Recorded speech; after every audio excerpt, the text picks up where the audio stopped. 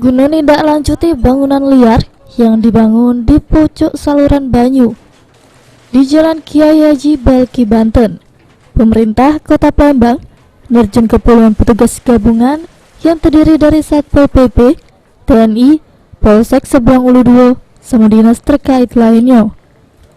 Berdasarkan pantauan di lapangan, terselik puluhan personel gabungan langsung ngeroboh ke bangunan liar semi permanen tersebut yang dibantu dengan psiko unit ekskavator.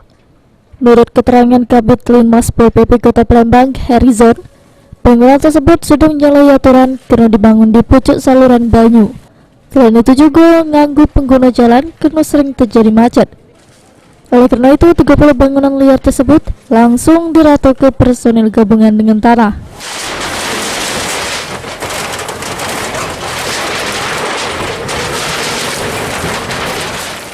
Sesuai dengan Perda Nomor 44 tahun 2002, Junto Perda Nomor 13 tahun 2007 tentang ketentraman dan ketertiban berkaitan dengan bubuk-bubuk liar yang berada di atas parit atau drainase yang berada di jalan Banten ini. Ini bangunan apa Pak yang dibongkar ini?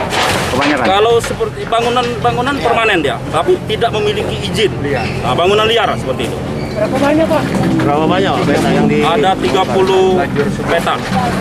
Ada pedagang apa nih Pak?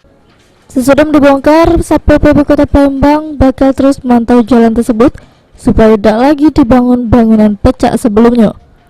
Heru Wahyudi, PAL TV.